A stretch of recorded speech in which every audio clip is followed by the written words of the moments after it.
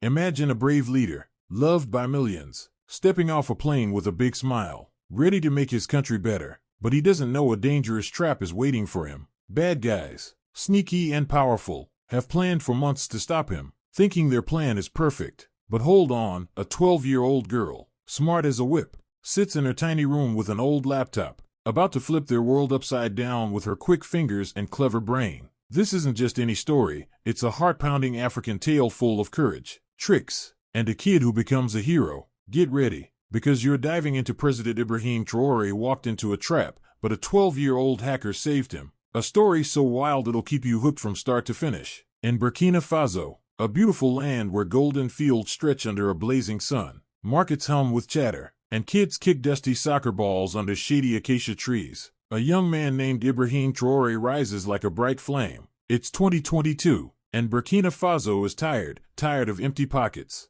tired of fights that tear villages apart, tired of big countries far away treating their land like a playground. Traoré, only 34, is a soldier with a heart as big as the savannah and dreams even bigger. He grew up in a small village called Bondakwi, where he walked barefoot on red dirt paths, helped his mom fetch water from a creaky well, and went to bed with a growling stomach more nights than he could count. Those hard days shaped him, made him tough, made him care. Now, as a military captain, he stands tall, his eyes sharp with purpose, speaking to crowds in dusty town squares and crowded city streets. His voice is like thunder, promising to make Burkina Faso strong, free, and proud. He takes gold mines back from rich foreign companies who've been stealing the country's wealth for years, builds new schools so kids can learn to read and dream, and fixes hospitals so sick people don't have to walk miles for a doctor. He stands up to powerful nations, telling them, Africa will stand on its own. People love him for it. They wave flags,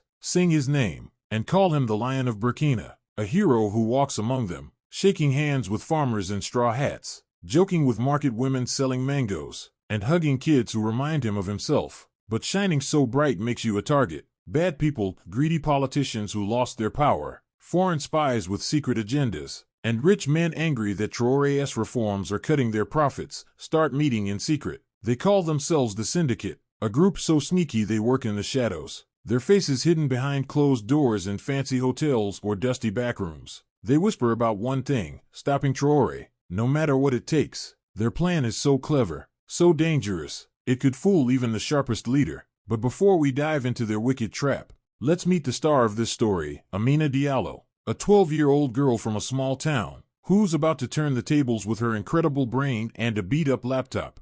Amina lives in Koudougou, a lively town where bikes weave through crowded streets, goats wander past mud brick houses, and the air smells of roasted peanuts and smoky cookfires. She's a shy girl with big brown eyes, always helping her mom, Fatou, stack tomatoes and yams at their market stall. Her hands quick as she hands change to customers with a quiet smile. But when the day's work is done, Amina transforms. In her tiny room, lit by a flickering oil lamp, she sits at a wobbly table with an old laptop her dad, Issa, a schoolteacher, saved for 3 years to buy. That laptop, with its cracked screen and sticky keys, is her magic wand. Amina taught herself to code by watching blurry YouTube videos on a neighbor's phone, staying up past midnight while her little brother snored nearby. She's not just good, she's a genius, breaking into websites just to see if she can, solving coding puzzles like they're games, and leaving a little smiley face as her secret signature. Her friends, like her best friend Miriam, call her Cyber Princess,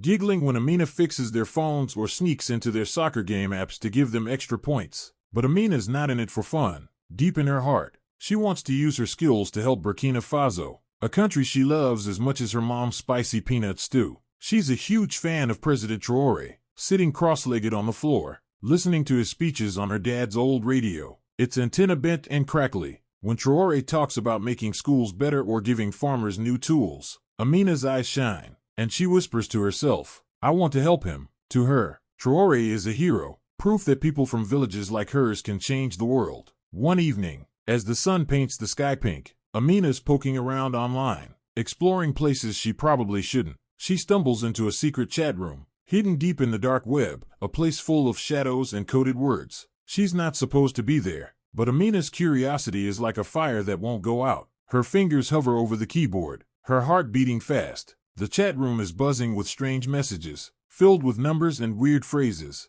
But one word keeps popping up: Traoré. Her stomach drops. Something's wrong. Really wrong. She starts digging, her fingers flying, cracking passwords like they're locks on her dad's old bike. She's scared but keeps going, her eyes glued to the screen as she uncovers a plan that makes her gasp. The syndicate, those bad guys in the shadows, are plotting to trick President Traoré into going to a fake meeting in a country next door, where hired killers will be waiting to attack him. Amina's heart races like a drum. She can't believe it, but the proof is right there on her screen. The syndicate's plan is super sneaky. They've made a fake invitation, written on fancy paper with shiny gold stamps, promising a big peace summit with trade deals that could help Burkina Faso grow. It's the kind of thing Traoré would never say no to, because he's always thinking about his people. The bad guys have hacked real government emails, faking signatures from important people to make it look real. They've planned an ambush at a huge, glittering hotel in a neighboring country, where mercenaries, tough guys with guns, will be hiding, ready to make the attack look like an accident. Maybe a car crash on a quiet road, or a fight that looks random, so no one suspects the truth. Traoré, trusting the invitation, packs his bags, kisses his wife goodbye, and boards a small plane, his mind full of ideas to make his country better. He doesn't know danger is waiting, that the syndicate is watching, smiling in their secret rooms. But Amina, sitting in her tiny room with her creaky laptop, knows everything. Her hands shake as she reads their plans, her stomach twisting like she ate bad food. She's just a kid, 12 years old, not even tall enough to reach the top shelf in her mom's kitchen. How can she stop something this big? She thinks about telling her dad, but he'd say it's too dangerous. She thinks about calling the police, but who'd believe a girl from Kudugu? Amina takes a deep breath, wipes her sweaty palms on her dress, and decides to do what she does best, fight back with her brain. She stays up all night, her eyes burning, her little brother snoring in the next room. As she hacks into the syndicate's secret network, she moves like a ghost, quiet and quick, finding emails, bank records, even voice recordings of the bad guys laughing about their plan. Traoré won't know what hit him, one voice says, and Amina clenches her fists, angry but focused. Every file she grabs is like a piece of a puzzle, proof that could save her hero. But time's running out. Traoré's plane is already in the sky, heading toward the trap. Amina knows she has to act fast, or it'll be too late.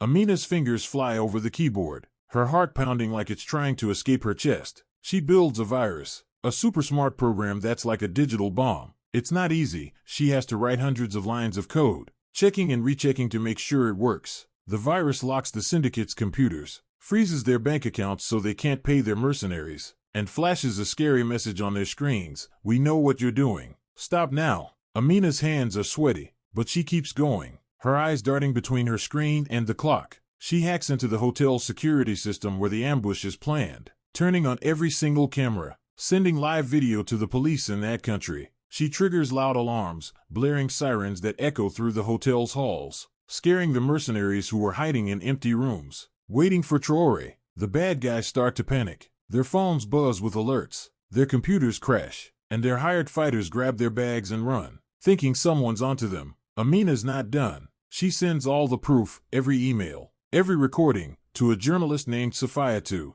a woman famous in Burkina Faso for exposing bad people. Safiatou's eyes go wide when she opens Amina's message, filled with files that lay out the syndicate's whole plan. By the time Traoré's plane lands, the hotel is crawling with police, their sirens flashing red and blue in the night. The mercenaries are gone, scattering like roaches when the light comes on. News channels start buzzing, their anchors shouting, "Plot against President Traoré stopped." Traoré steps off the plane, expecting a fancy summit, but instead he's met by police and reporters, cameras flashing in his face. He's confused but safe, his heart still beating, his dream still alive. He has no idea a 12-year-old girl from a small town just saved his life. But the truth is about to come out, and it's going to shake the whole country.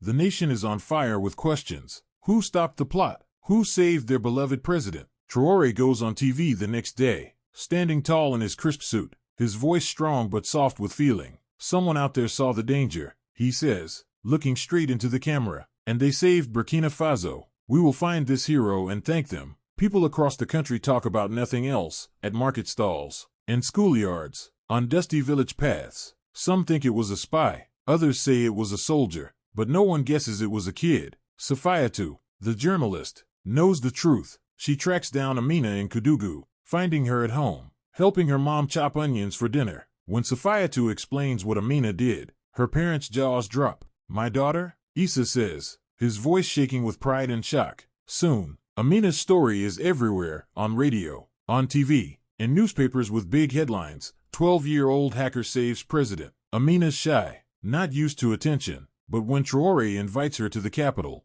Ouagadougou, she can't say no. She puts on her best dress, a bright blue one her mom sewed, and her old sneakers, which squeak on the shiny palace floor. Traoré meets her with a big smile, shaking her hand like she's a grown-up. Amina, he says, his voice warm, you're our future. You showed us no one's too young to make a difference. Amina's cheeks burn red, but she stands tall, feeling like she could touch the sky. The whole country cheers for her. They name a school in Koudougou Amina Diallo Primary, and kids start crowding around her, asking how she learned to code. Traoré, inspired by her, starts Amina's Code, a program to teach kids across Burkina Faso how to use computers, giving them laptops and teachers to guide them. The syndicate's members are caught one by one, their plans ruined, their secret rooms empty. Some are arrested in Burkina Faso, others run but can't hide, their faces on every news channel. Burkina Faso grows stronger, with Traoré leading with new fire, visiting villages to thank people for their support,